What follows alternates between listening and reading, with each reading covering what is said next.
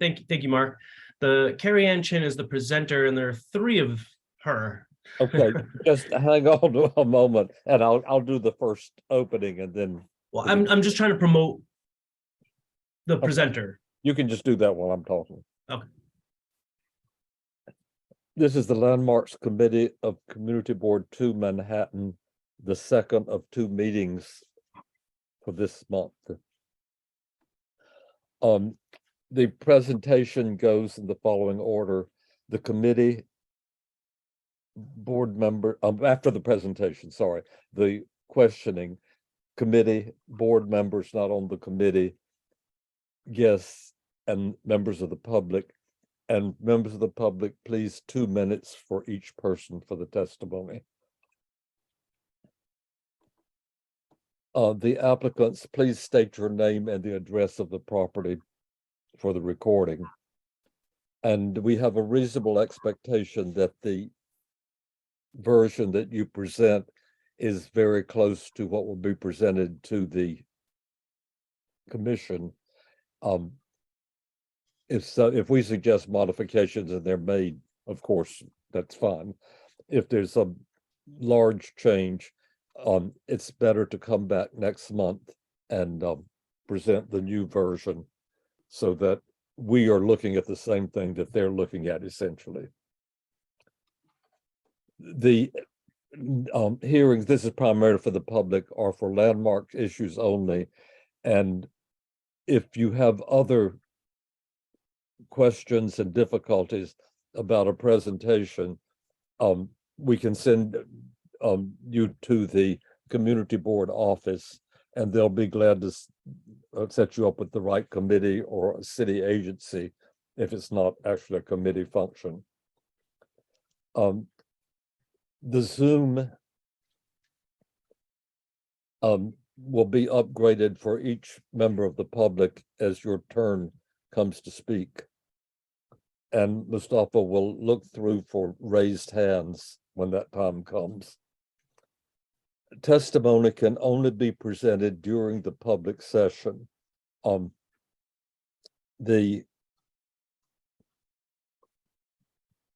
Sorry, one moment.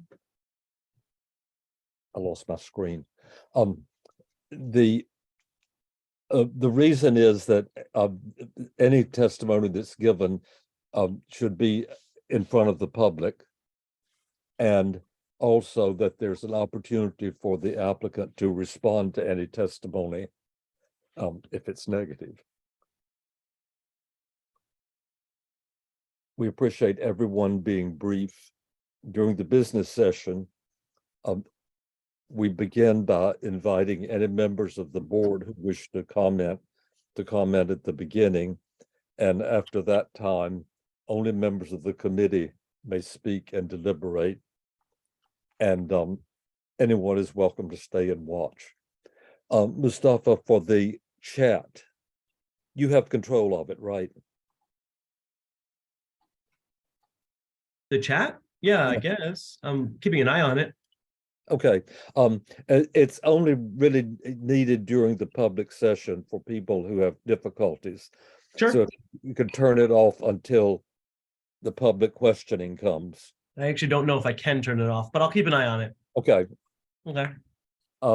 It simply is not to be used for any purpose except for members of the public who have trouble, or anybody who has trouble getting on or can't be recognized for some reason. Okay. If you'll get sorted out who upgrading these people. Yeah, Carrie Ann Chin was the presenter. There are three Carrie Ann Chins, so I'll let you guys are all panelists, so you guys can sort it out who will present, okay? Okay, I'll read first the application.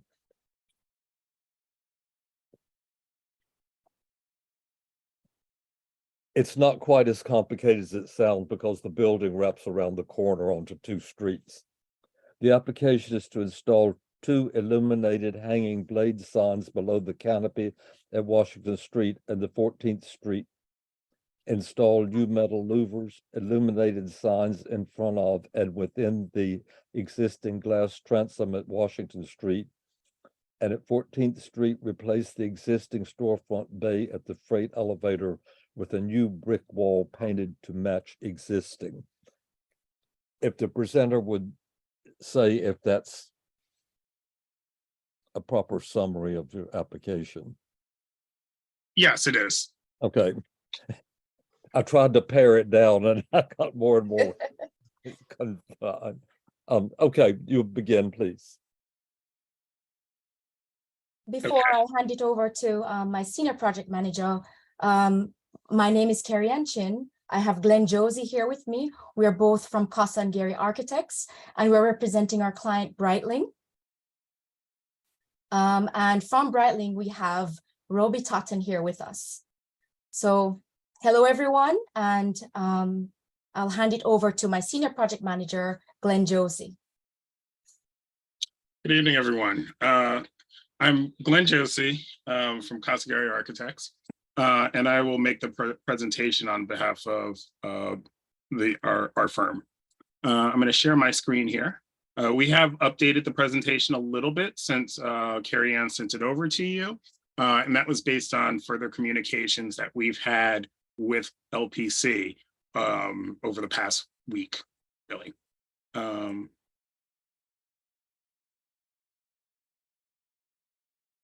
If you would just, if there are large things that have changed, just point that out, since we've reviewed it before.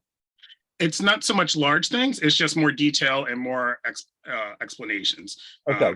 Just Okay. so that it's clear. That'll be fine. So as was stated previously, the project is located on the building that is bordered by Washington Street, 14th Street, and 13th Street. And Breitling is taking the first floor of the northwest, well, the north side of the building, which goes almost from the front to the front, the entire length of the building.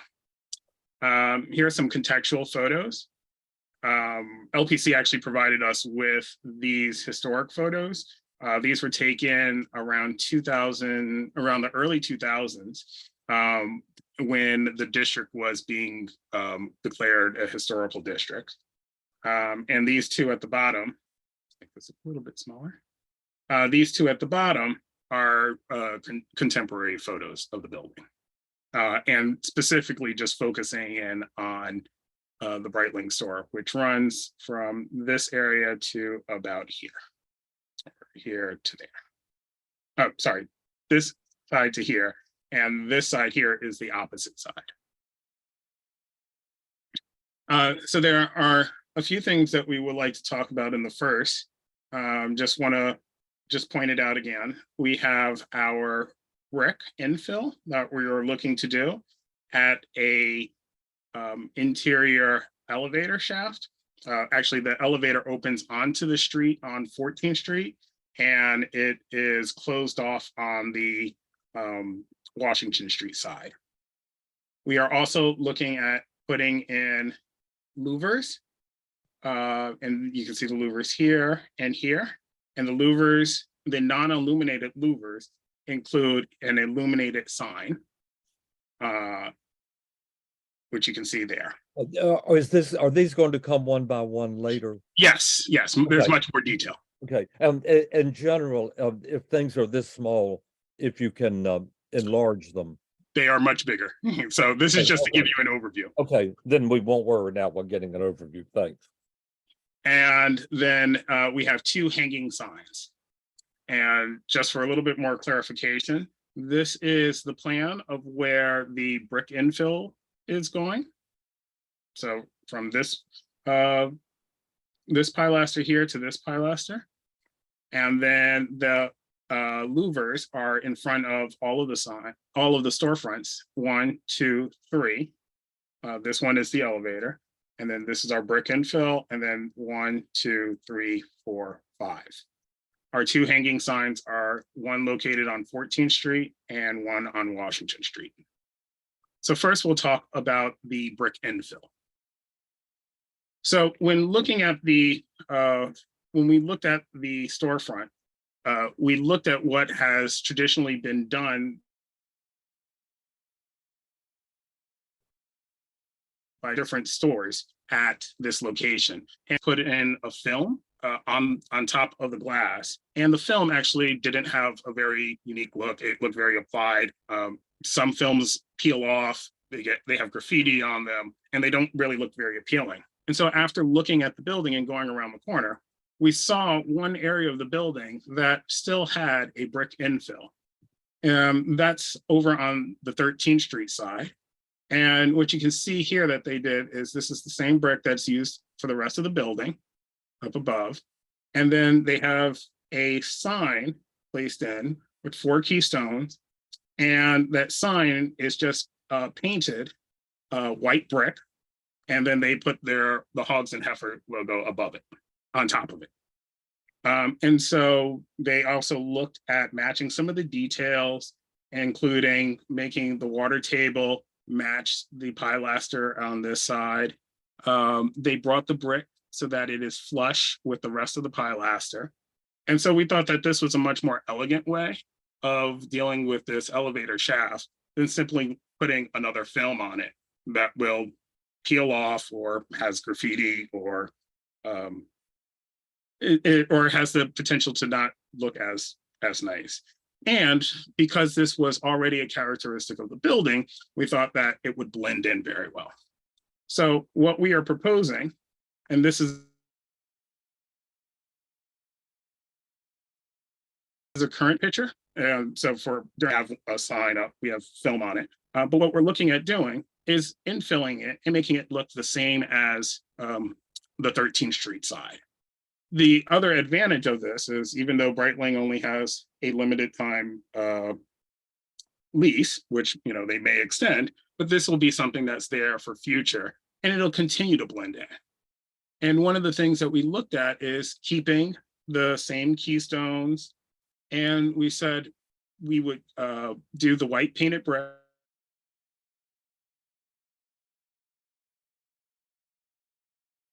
We've lost your sound. And then we would, and also other that. And one of the nice characteristics of Breitling and why they chose this location is that they are going for a very vintage look. And so this blends in with Breitling's image. It goes in with the industrial nature of the building. And so we wanted to weather this as well. So this is a painted logo on the brick. Correct. So it would be painted just like the Hogs and Heifers is. And when the next company comes in, they can just paint it and it would be another location for their sign. And so on this side, as you can see, this is just nothing changes from looking at this side. This is where the elevator is, so you can see it there. And we have some drawings just showing how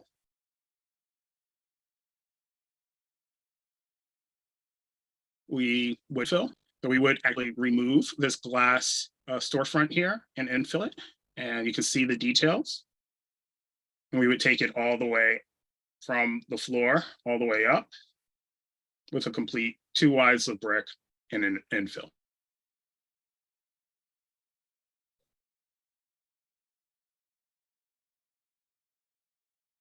And include water test on 13th Street. So that's the first.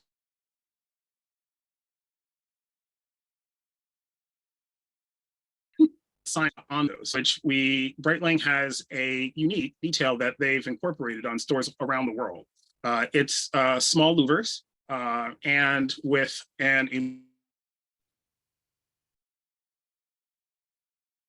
So we keep losing your sound. For their own logo. And so in the air. He's freezing. It's not just the sound. He's totally freezing. Hold on. Can you all hear me? Yes. No. You cut in and out. Okay, let me turn off my video. Okay, my video, and so hopefully that will help.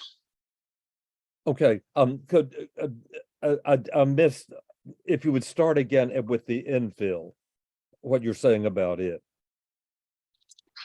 And here again, if you could blow this up. these, whatever of the small pictures, it would be a great help. What, Chanel, not the infill, the second part of the infill was the Or first part. the window infill. This photo? Yeah. No, after the elevator is fine. Yeah, Okay. You want to see the Windows that need a details? second. Okay, keep going. So I was saying here that these are the details of that infill. And you can see here, this is the existing condition on the left. And it's just a storefront, and it sits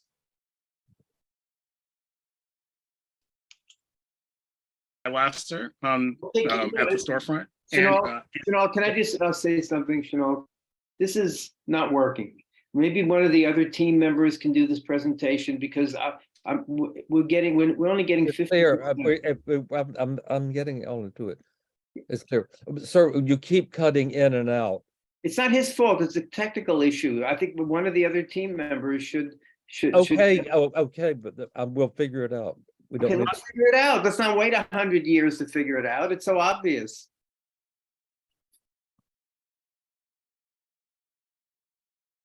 Can you all sort out among yourself what the problem is? Phone number where I can call in? And if you need there a time, phone- we'll do the other presentation and Hold come on. back. um, I think that's probably the best solution. Well, you might be able to call in. There's a number on the link. The phone sometimes works better. Yes, he can. Yes, he's asking for a number to call and I'll send that to him. you'll send it to him? You got it? Yes. Okay. Do you have it? Because, okay, great, okay. Okay, we have it up and through the part about the elevator. If you begin after the elevator, whatever is next. Which had to do with the windows up. 1 sec.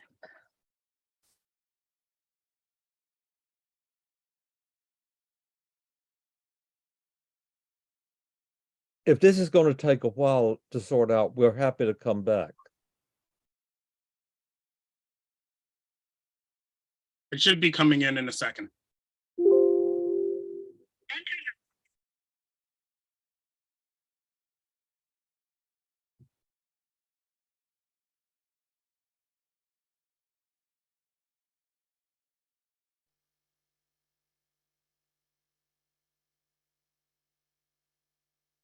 Okay, I have joined. Okay, if you would pick up, please, with the And windows. and Glenn, don't forget to mute your computer.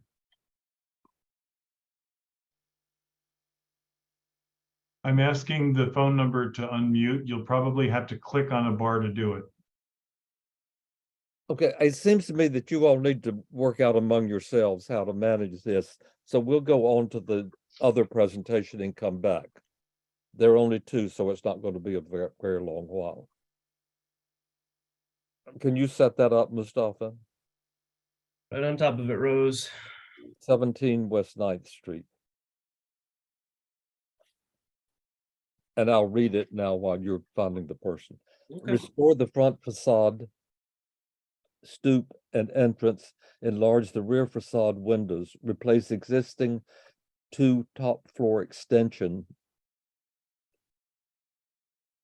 at the existing rear L addition, add elevator and stair bulkhead, extend the chimneys, remove the roof skylight, add roof railings, and lower the rear yard to align with the lower basement level. Okay, you can begin. Hi, my name is Mary Derricks. With me and presenting with me tonight is Andrew Percival. If you could let Andrew into the Zoom. He's in. All right, and he's the one that will, hi Andrew, will be sharing his screen for the presentation. Mark was the first person I saw, and I thought that I was in the wrong community board. I get that a lot. Good evening. Thank you for hearing our presentation. I'm Mary Diericks. I'm the preservation consultant for the project. And Andrew Percival is here with me with Span Architecture. Also in the Zoom, and will answer questions if necessary, are Karen Stoneley and Peter Pelsinski of Span Architecture. Andrew, next page. This is 17 West 9th. It's in the village. It's between 5th and 6th. Next. Here's the building in context. It's this one, the building with the bay window. This is a mixed block of with 19th century townhouses and 20th century apartment buildings. This project is a renovation and restoration of the townhouse. The public hearing items are, and I'm just going to say it again, the front entrance and stoop, we're adding it back. Alteration of the rear facade, the bottom 2 floors, and the top 2 additions at the rear L. You'll get a better idea when you see the photos. Excavation and lowering of the rear yard, and adding a visible front roof railing. Next, Andrew. Last thing you said, Mary. A The rear visible yard. front roof railing. Okay. Next, Andrew. The house was built as a single townhouse, a kind of a pretty major one in 1852 to 53. The well-known sculptor and painter William Zorak and his wife Marguerite, a painter and textile artist, lived here in the 1930s. The house has had alterations. The stoop was removed before 1940, as you can see on the left. At that time, the front bay window was resurfaced and I think extended 1 floor up. The windows were replaced with those multi-paned. We have here also the designation photo and 1980 when it was covered in vines. Next. Here's the building today, looking quite lovely. Next is just a detail of the ground floor. You can see where the front entrance was by the marks in the brick. Next, this is the block plan showing this is an architecturally diverse block with big buildings and a lot of buildings that extend into the interior landscape. Next. This is an aerial view showing the diversity and not the typical donut of the interior. Next. This is a close-up of the immediate neighbors. The yards are small and all enclosed with high fences, and they're at various levels. And we do propose to lower the level of our yard by a few feet. Next. Andrew Percival is going to take you through the design. Thank you, Mary, and thank you, CB2 and everybody else for tuning in this evening. Can you all hear me okay? Great. We're fine, yeah. So this is the existing front elevation of the building with a couple of buildings worth of context on either side. I'm going to show you the proposed equivalent drawing on the next page, and then we'll go to a side-by-side comparison to talk through the proposed changes. So here now is the proposed with a couple of buildings of context. And now the side-by-side. So existing is on the left and proposed is on the right. To begin with a couple of general kind of full facade things that we're doing that are not public hearing items. We're doing full replacement of the existing windows in kind and restoration of the window trim in kind. Also removing the AC units and doing brick infill and repointing of the brick as required. And all of that's not a public hearing item. The public hearing items are kind of at the bottom and at the top of the building. So starting at the bottom of the building, We're proposing to reintroduce a stoop and reconfigure the areaway in response to that stoop reintroduction. The stoop that we're proposing is going to be a precast stoop to match brownstone, and it will lead up to a new entry at parlor level where there's currently the existing window at parlor level.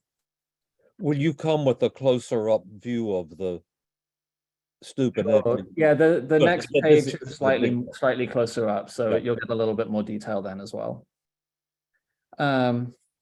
The door at the parlor level, so it's a wooden door or a pair of wooden double doors, and it's going to be painted to match the existing window sashes at the historic windows above. The door surround is a cast stone surround. It's an Italianate influence style, and we're taking our Italianate influences from the Italianate pieces of our own building. So you'll see there's this slight curvature on the pediment that references the windows above. There's also these two brackets at the tops of the piers to the left and right that are referencing the brackets at the cornice at the top of the building. That cast stone door surround is going to match the existing window surrounds in color as well. Also, just to pause on this quickly, we'll talk about this in more detail when we get to the building section later, but the dotted lines that you're seeing in the elevations are just highlighting where the existing cellar level is and our proposed excavation of the cellar by approximately 5 foot. This next page is a blow up of the existing and proposed left and right again, respectively.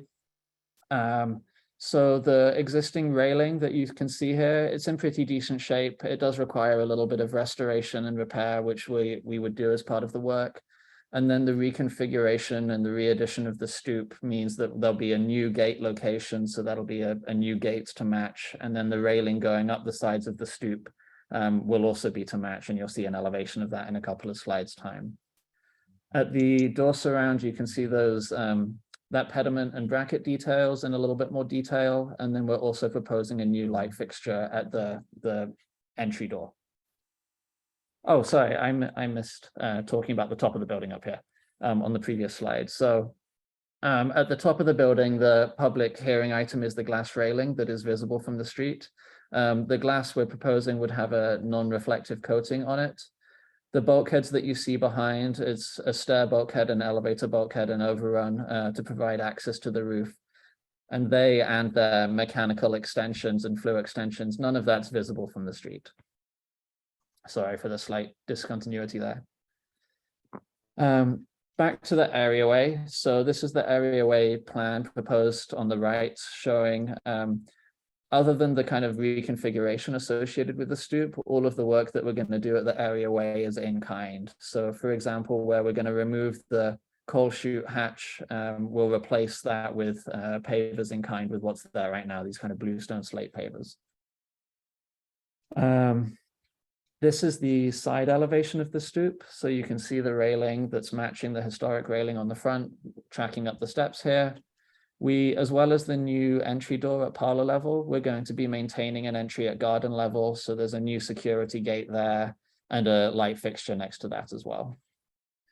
Sir, with the areaway changes, is it fair to say that they're just things that are occasioned by reintroducing the steps and the stoop? Everything other, there's kind of repairs and removal of the hatch, which is just incidental. And then there's everything else is related to the stoop introduction. The elevation looking the other way doesn't have a whole lot of difference. There is going to be, to your question just then, a new trash receptacle in the areaway and a new planter there as well. So currently there's no trash receptacle because there's no one in the building right now. But there was when there were last owners there. I'm now going to hand back to Mary to talk about the rear facade and rear rooftop existing conditions before going into the design proposals that we're making at the rear facade. So this is the rear facade. The left-hand photo shows the main rear facade. And the right-hand photo shows the L addition to the rear facade. And it's had a lot of changes over time, mainly enlargement and alteration of the window openings. And you'll see it in the next sheet. The top floor of the main building was raised a little bit as well. Next, Andrew. These are the two top floor additions on the rear L addition. Andrew is going to show you some nice 3Ds that's going to make that all clear. But here, we particularly wanted to show you they're not very lovely additions, and they're in poor shape and weren't very great to begin with. On the top right, you'll see that's the top floor of the main building. And that's where, to me, it looks as if the building was raised maybe 3, maybe as much as 6 feet up, probably due to the skylight that we're going to see soon. Next. Here's the rear yard, and here are neighboring rear yards. The rear yard's very tiny, and a lot of the yards are, and they're very broken up. They're also, you can actually even see it, they're also different levels now. Next. These are the yards to the north, so they'd be across the fronting 10th Street, and to the east. It's the same situation all throughout the broken up yards and the multi-levels. Next. This is the roof showing the skylight. The skylight is proposed to be removed.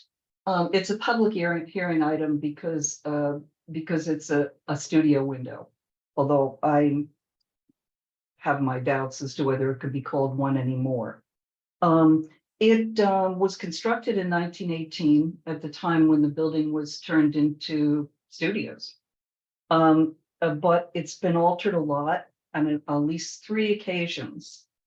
This skylight is not visible from the street. It's at the back of the building. In 1918, when it was created, it had a peaked roof and the glass faced front. That set this out.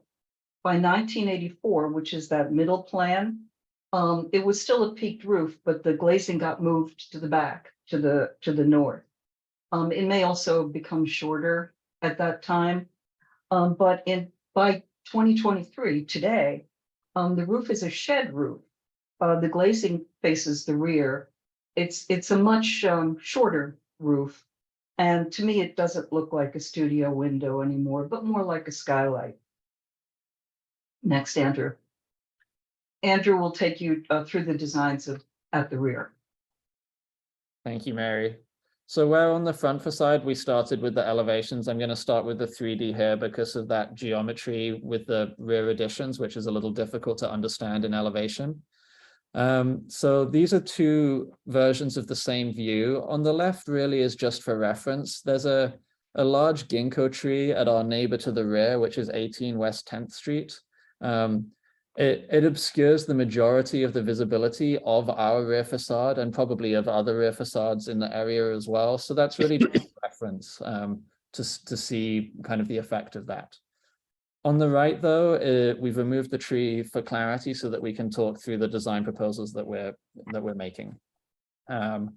Once again, the kind of general moves that we're doing over the full facade that aren't public hearing items is, you'll have seen in the photos, there was the kind of peeling paint on the full rear facade. So we'll be stripping that all back to brick. At the upper floors, we're going to maintain, so this is the 2nd floor, 3rd floor, and 4th floor. That's these 6 windows here.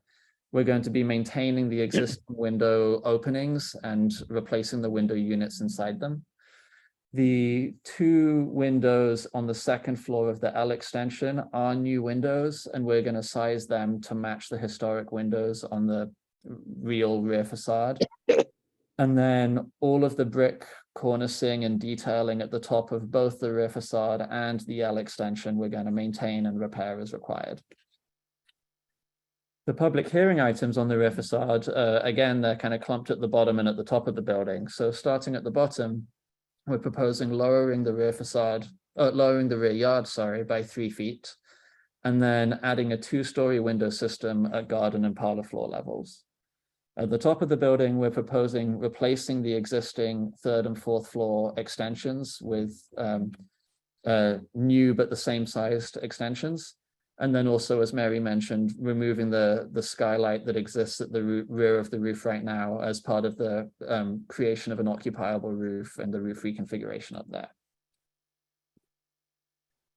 So on the left, focusing on the rear moves that we're making. So we're proposing to lower the rear yard about 3 feet. And when we get to the building section, I'll talk through the reasons for that. You can see in this image as well that our neighbor directly to the east, so that's 15 West 9th Street, their rear yard is split. So the kind of portion of their rear yard that's closest to the building is a full story below where our rear yard currently is. And then there's a number of other properties in our kind of back of block area that you would have seen on the block plan were also a full story down. So we're just proposing to go down 3 feet from the existing. Also here, we're proposing this 2-story window system. It'll be a metal framed window system. We're colored with in a dark bronze color. And we're going to make sure that there's a horizontal mullion expressed at the parlor floor level, even where there's a double height space behind it on the interior, just to make sure that we're expressing that parlor floor level and we're not going to do any kind of double story pieces of glass or anything like that. On this slide, the left side, the windows that are in the pit are the English basement, is that correct? So and then this above that is the parlor floor. This is the garden floor, and then this is the parlor floor. Okay. And then to continue that, this is the 3rd floor, and this is the 4th floor. So on the rear facade at the extensions, as Mary described, and you saw in the photos, the existing extensions, they were poorly constructed and in poor condition now. So we're proposing to keep the volume exactly the same, but replace them with a lightweight and temporary feeling metal and glass structure that allows the historic building facade to be expressed and run from property line to property line. Where the current extensions obscure that, we want to allow that to be seen and visible. So to help make that read even more so, where we're stripping the brick on the exterior of the rear facade, we would propose to strip the brick on the interior as well. So you see that continuous material from property line to property line. And then also make sure that where currently the brick cornice above the 4th floor rear addition, it's covered with the waterproofing. The waterproofing from the roof to the roof of the 4th floor addition runs over that brick detailing. One of the reasons we're proposing doing a glass ceiling on this 4th floor addition is so that we can really skinny up that ceiling buildup rather than doing a traditional ceiling buildup that would be much thicker, which allows us to pull it down below the brick cornice and make sure that we can express that cornice from property line to property line. Also at the rear facade, we have, as at the front facade, we have glass railings. Again, they're going to be non-reflective, have non-reflective coatings on them. And those railings are on the rear terraces and at the rear of the roof terrace as well. This is the existing rear facade with a couple of buildings of context. The proposed rear facade with a couple of buildings of context. And then side by side again for comparison. So looking at where we're proposing doing our 2-story window at the garden and parlor floor level, that's in the location where on the left, you're seeing a lot of irregularly sized and located windows and doors there. And it's the same on the L-shaped addition when we get to that elevation as well. At the 3rd and 4th floor addition, again, we're not changing the overall volume of the additions, it's just changing the materiality. And then at the roof, we're taking away the skylight that you see on the left to provide an occupiable roof terrace, and then switching, or not switching, sorry, having the new stair and elevator bulkheads and railings. So none of the skylights that exists, or the bulkheads, or the rear railing, none of that's visible from the street. So this is the building section. I'm going to start by just talking through the headrooms from the cellar up, which will, when we get to the proposed one, you'll see why we're proposing lowering the rear yard. So in the cellar, there's really non-existent headroom. It's kind of 6 feet at best. At garden level, there's 8'1" right now, and that's not allowing for any drop ceiling or mechanical structure to go in there. Then at the fourth floor level, so up at the top of the building, the ceiling's quite generous right now. There's 8'6" to 8'7" at the front and the rear. And then because the existing roof pitches to the middle of the building, in the center of the building, you're getting 11 or 12 feet of head height right now. Also worth noting here is this is the drawing. You can see the existing elevation on the L extension. So again, when I switch to the next page, where we have our double-story glass unit at the garden and basement level, that's replacing all of those irregularly shaped windows and doors. And then above that, you're seeing the two historically sized new window openings at second floor level. In terms of the headrooms here, so this is a single family townhouse, as we're proposing to turn it into a single family townhouse rather. It was multifamily before. And the garden level is intended to be one of the primary living spaces of the house. So really the 8-foot ceiling height that's there right now, and again, that's 8 feet at best before you put in mechanicals, is not enough for that. So we're proposing dropping the rear half of the garden floor by about 3 feet.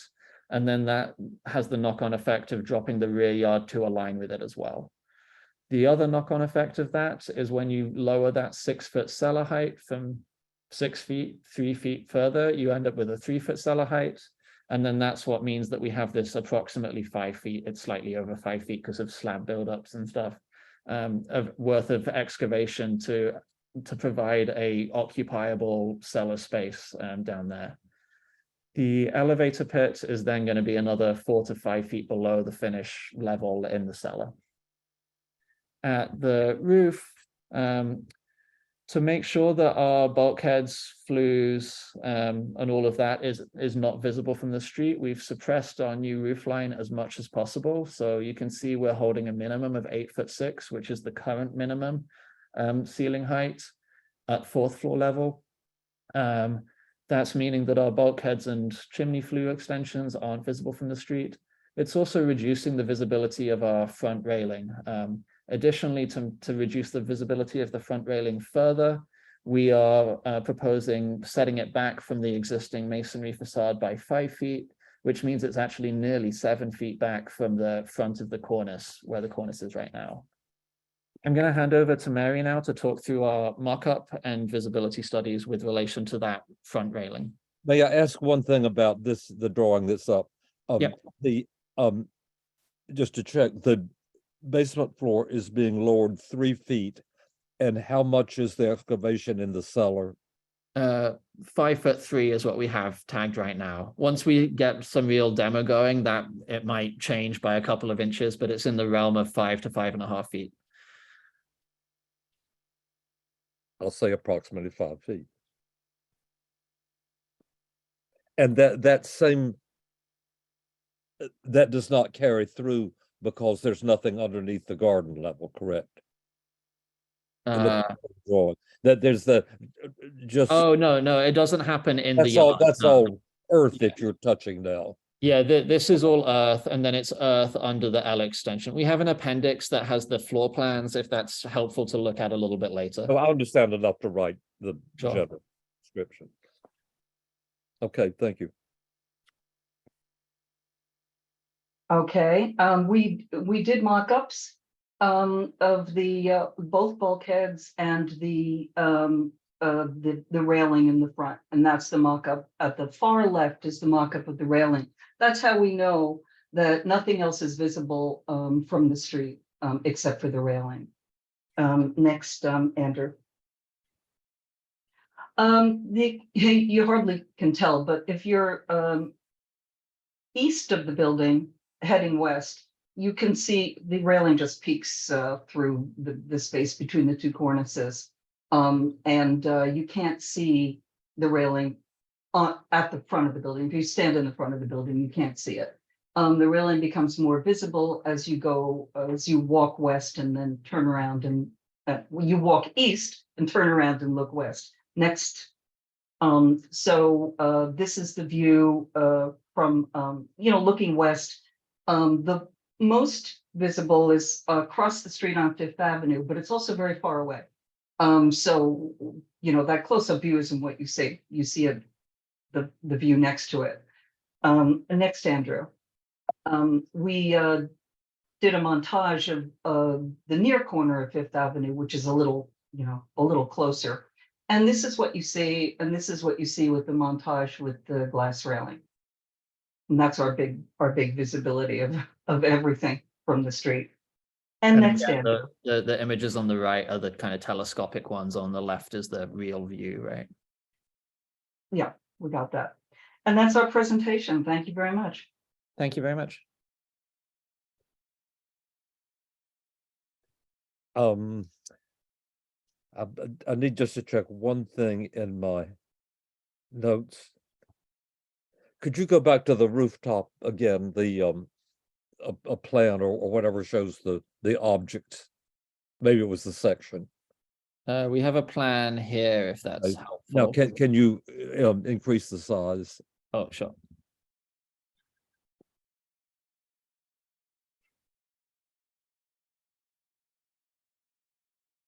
So this is the elevator bulkhead. Okay, just what's being added is the elevator bulkhead and the mechanical things to the right of it.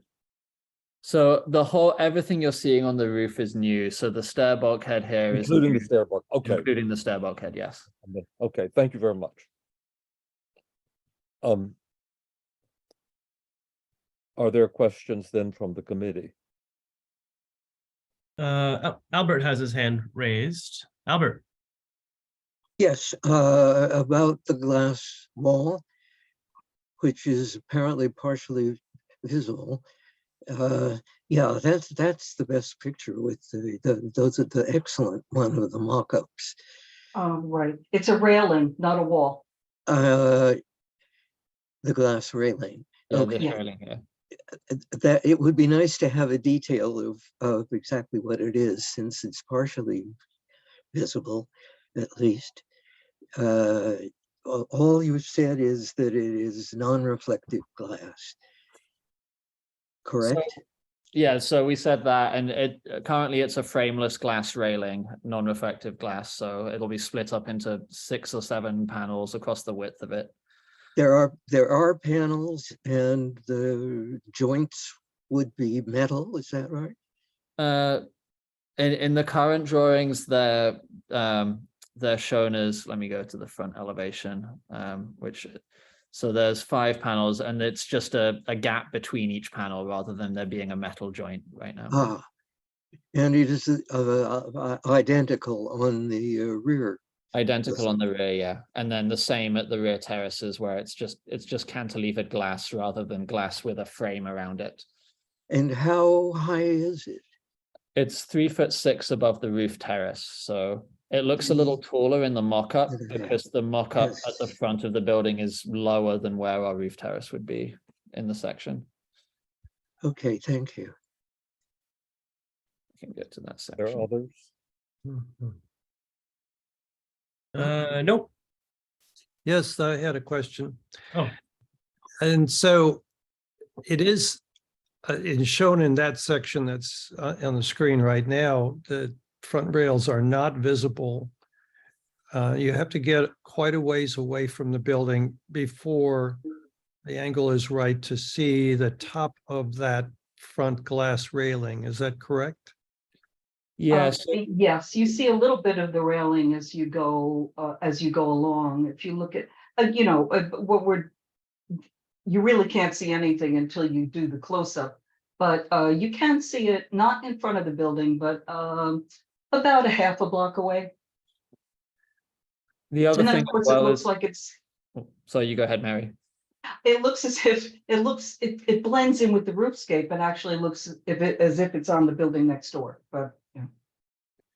The other thing as well is that these photos were taken kind of back against the wall rather than in the middle of the sidewalk. So when you're actually walking down the sidewalk, you really do have to get pretty much to the corner of Fifth Avenue if you're walking down the middle of the sidewalk for it to be visible. So photo 4 is kind of back up against the door of 12 West 9th Street to look at that. But yeah, and then when you're going west of the building, it's only through the gap between the two cornices where our neighbor is a little bit taller than us that you get that little peekaboo slot.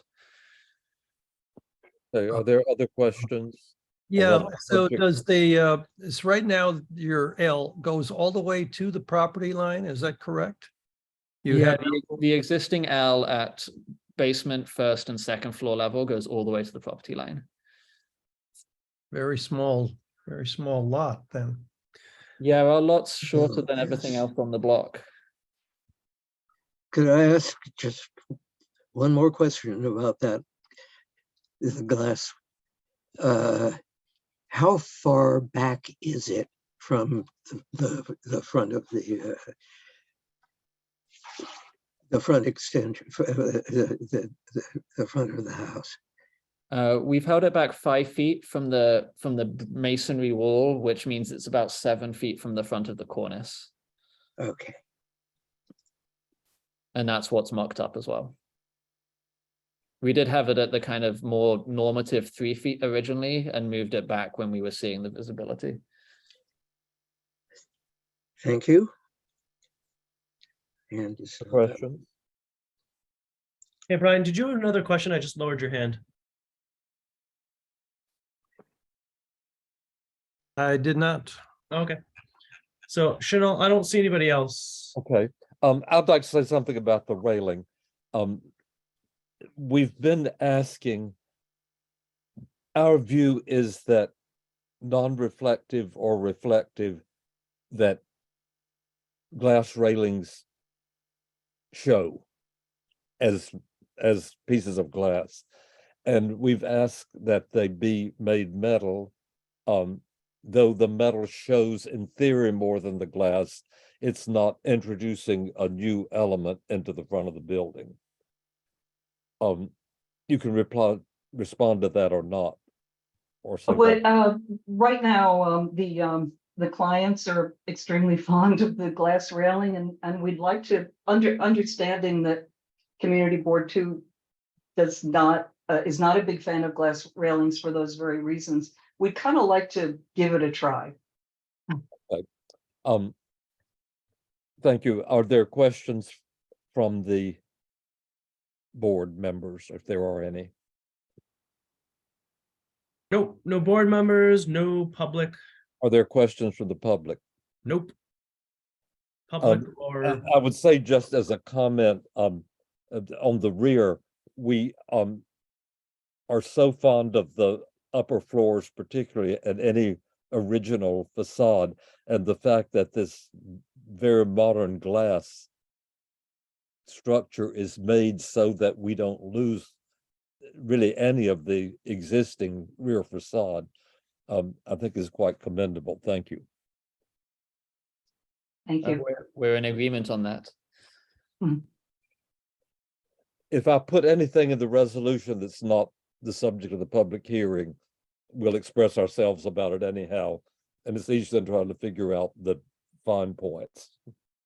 I think that you do need to understand. We the whole often comment project. on those things anyhow, and some cases they've reversed us. Okay, if we can go back to Washington Street. Thank you, Mary, and everyone. Thank you very much. Thank you very much. Washington Street. Can we see how they are, if they're sorted out and we can hear? Glenn, Carrie Ann, you guys okay?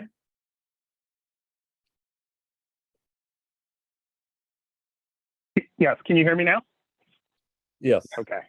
We So I'm want to calling in begin from my with phone. we want to begin with the, I believe it's the slide after the section of the elevator masking. We've disposed of the elevator and whatever your next chapter is. Okay, let me share my screen here. Okay, so we'll start here. Okay. So this is the signage, what we were looking at. And so as we went around the neighborhood, we saw a number of illuminated signs that are on the face of the building. But we wanted to point out the illuminated signs from Rolex and Tudor, which are similar in size and close and in close proximity. Rolex is on the corner of 13th and 9th, and Tudor is part of Rolex and just right next door. And as you can see, they have illuminated signs here. And what we are looking at doing is Breitling has a very unique image that they use throughout all of their stores around the world. They use louvers, and in front of the louvers, then they put the signage there. And so you can see it on the Washington Street side here. And so they're just putting louvers, and these are non-illuminated louvers here. And then the signage is illuminated here. And so there's three bays with louvers only and 2 bays with illuminated signage. And the 2 signs are over the doors on the Washington Street side. And here you can see a blow up of what this actually looks like in drawing and rendering form.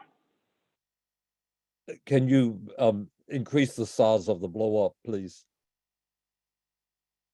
Sure. Oh, there we go. Okay. These are introduced, the louvers are introduced behind the glass, is that correct? They're actually in front of the glass. So it's like Venetian blinds sort of in front of the glass. Well, it's more like louvers that you find on mechanical systems, which goes with the whole industrial look. Okay, they're actually sloping. They're not just lines. They're not sloping, but they are. They do have a thickness to it. Okay. And so you can see this is the size on the Washington Street side, and then this is on 14th Street. There's one bay with signage and 2 bays with just the louvers. And you can see the size. And this is a blow-up drawing, and you can see all of the details and the thicknesses of each one. And you can see how they are mounted and how the signs are on the exterior. And just so you can see what they look like in real life, this is the louvers in Germany, this is in the Czech Republic, and this is in Hungary. Can you say more about the lettering? The lettering is Breitling standard text, and the letters, we can go back up here, and you can see the height is of the B, which is right here, is about 10 inches. The height of each of the letters is 5 3/4, and the size of the date that Breitling was founded is 4 inches.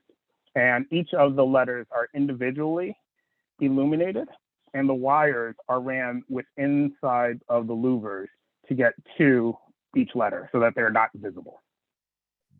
And everything we see is illuminated? Only the letters, the B, the Breitling, and the 1884. The louvers are not illuminated. Right, I understand. And then the lighting these are, if you will, tiny light boxes? Yes. The lights inside the thing. And what about the brightness of them? So we put the lights and they're going to be on a dimmer so that we can adjust the brightness as required. We're glad to hear that. And what color are the letter? They're white, and the B is yellow. Is that it?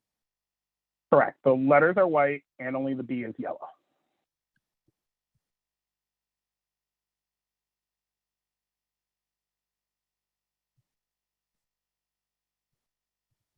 Shall I move on to the next section? Yes, please. Thank you. Okay. And the third area that we would like to look at is hanging signs. And so on Washington Street and on Washington Street and on 14th Street, there are hanging signs on the building. These are not illuminated signs for Page and for Soho Works. But we do want to include illuminated signs like those that are around the corner at All Saints. As you can see here, you know, the All Saints lights, these signs are internally illuminated. And one of the reasons why we wanted to do the internal illumination is these signs are lit up at night by external lights. And so you also get a little bit of light pollution into the neighborhood because they're lit from lights that are on the beams next to these signs. Whereas this way, these signs can be illuminated from the inside. They're also on dimmer, so we can adjust the brightness of it. And because of the canopy and the depth of the canopy, it does get very dark. These were very bright days here, but on a lot of days, it is very dark under here. And so the size of the signage is going to be similar. Actually, it's in between these two, which you can see right here, 4 foot by 18 inches. Sorry, would you repeat that? It's 4 feet by 18 inches, and they're 3 inches deep. And these are signs that they hung outside in the Bahamas, but the ones on that we will be using here are not blue. They will match the color of the signs on the rest of the building. And you can see that. I'll actually just go back up here.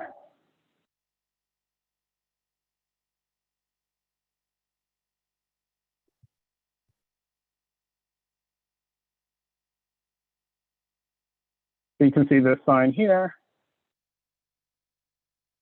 and the two signs here.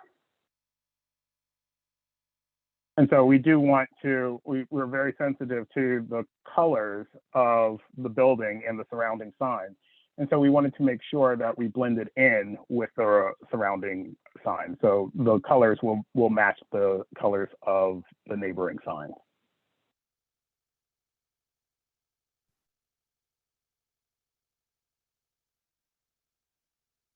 And then these are just the materials if anybody had any questions.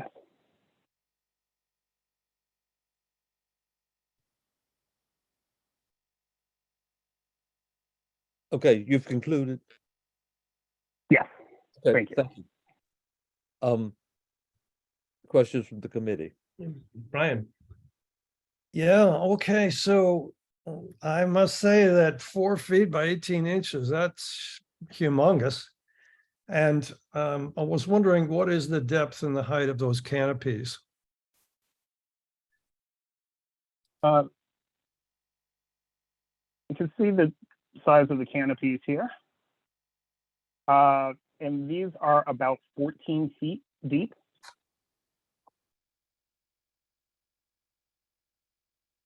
And how high is it above the sidewalk? And let me go to a section here.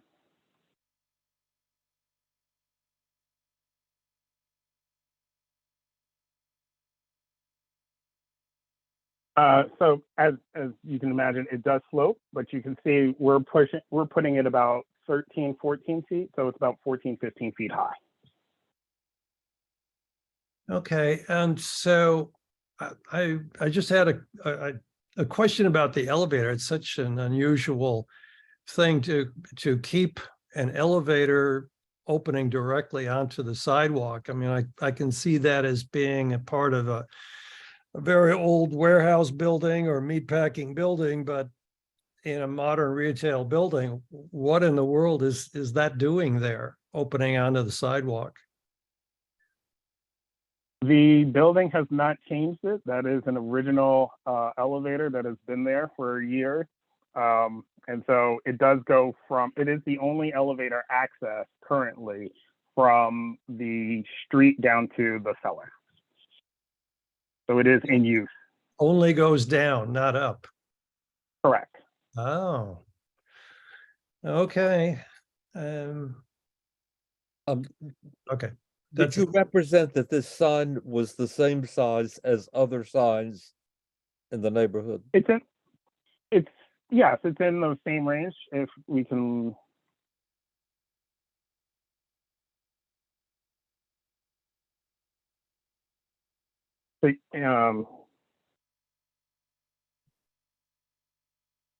So this one is very small. This one, all of the signs are very different sizes. So this one is. No, but that there some that are equal in size or greater than yours? This one is larger, and these two are actually larger. The All Saints, this one is a little bit, this image is a little bit clearer. So you can see how long that one is. And this is just around the corner. Are there other questions? Yeah, Albert. Yes, the hogs and heifers signs in the circle, that's to be replaced with your logo, is that correct? No, the Hogs and Heifer sign is located on 13th Street. And so we're duplicating this on our side, and we would have our logo on at this location. I see. There just seems to be an awful lot of logos, and you want to add two with the blade signs. I tried to count the number on the new infill, and I did not get a total, but I know there are several. Are there entrances on both streets? There are two entrances on Washington Street. We will primarily use one entrance, and there are no entrances on 14th Street. So there are only two representations on the louver. I'm sorry? There are only two signs on the louvers, right? The two. I think there are more than that. So these are the louvers on Washington Street. Okay, we're looking. Yeah, okay, we're looking at the side. There are two there, and on 14th Street, how many? There is one on 14th. Okay. So the answer is 3. Okay. Yeah, thank you, Chanel. Anyway, it's nice. It is nice to see that corrugated iron canopy in place. Can almost visualize the carcasses hanging there. Almost. No, Chanel, no one else has okay, from their the hands committee, raised. from the board, from the from the public. board, from the public. We are all speechless. Okay, fine. Thank you very much. And I'm happy you got straightened out here with things. So we're. Yeah, it was a good presentation. Thank you. Thank you. Is everyone ready for the business session? Yeah, let's do it. Why don't we do this one first while it's before us? Sure. Are there any comments, any suggested modifications, anything? That's the proliferation of signage. Well, they have a corner. I mean, they have a corner sort of property, you know, and yeah, but it always seems like too much. When you even have one, it always seems like it's too much. But these people have a corner property, so the bare minimum 2, right? And they're proposing 3. Yes. Well, it's 5 with the blade sign. And two blade signs. Oh, sorry, Bo, you had your hand raised?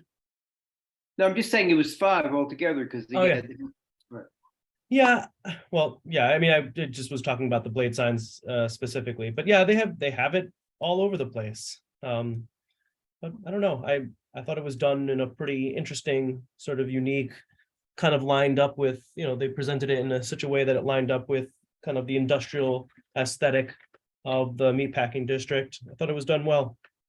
Right, but I mean, these every single project always seems like it's too much advertisement, especially in this area. Always, because it is. Yes. We have a gold Rolex hanging out of the building. I mean, come on.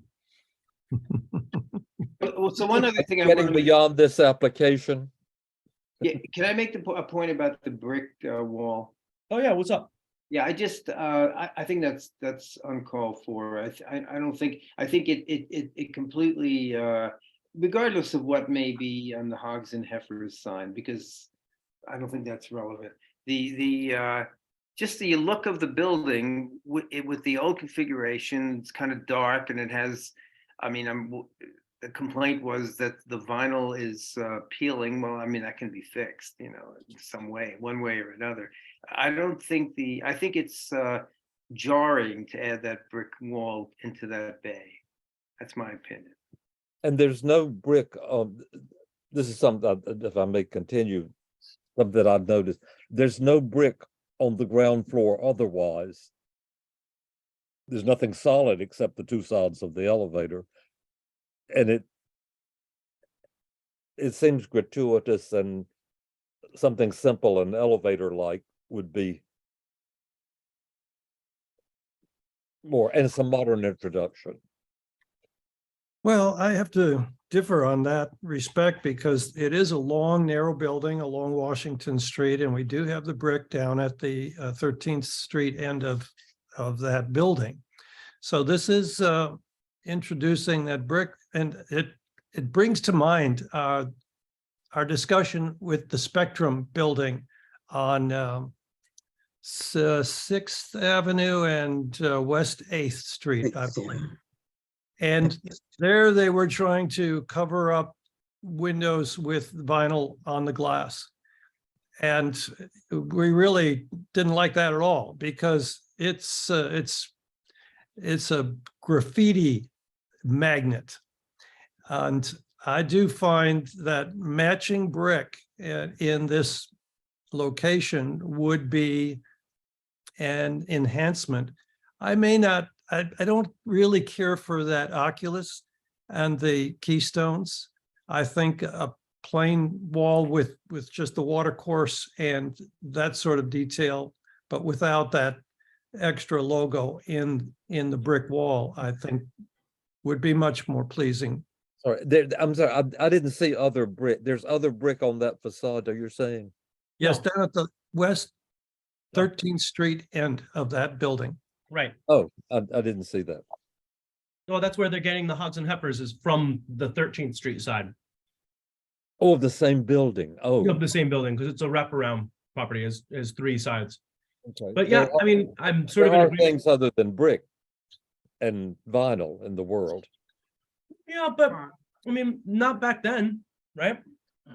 Back then, Does anybody else have opinions about brick and not brick? Yeah, I just think, I mean, to both Brian's point, there is brick in the building elsewhere. There's brick above the first floor all over the building.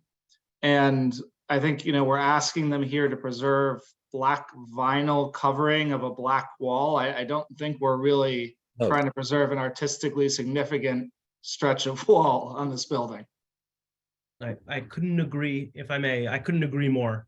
I actually really like that sort of brick infill, kind of, Okay. I don't know, tying both sides Is there together. general wisdom that the brick is Yeah, I don't know, and I don't know. I actually did kind of like the Oculus.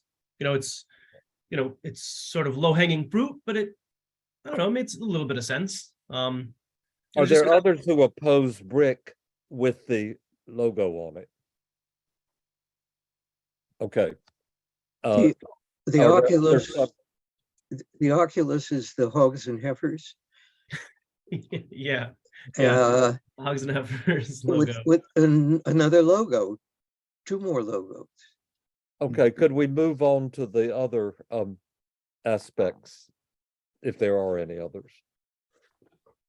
Any other comments about this application? So we are approving all the treatment of the windows, infill and above, and for the elevator treatment and the hanging signs. with the dimmers. Okay, 9th Street. Are there any objections or any discussion points apart from the front railing? No, not here. Hearing none, as Janine likes to say, we have been lately very consistent about the not having glass railings that shows. And this is dead in the middle of the most historic part of the village. I think we should stick with what we've been saying. I don't see a, they've done a nice job everywhere else, but I don't see a reason for the exception here on the railing. My eyes. There's this myth that it doesn't show. But It it reminds me of shows. the building at the corner of 10th Street and 7th Avenue South, where the Gourmet Garage was.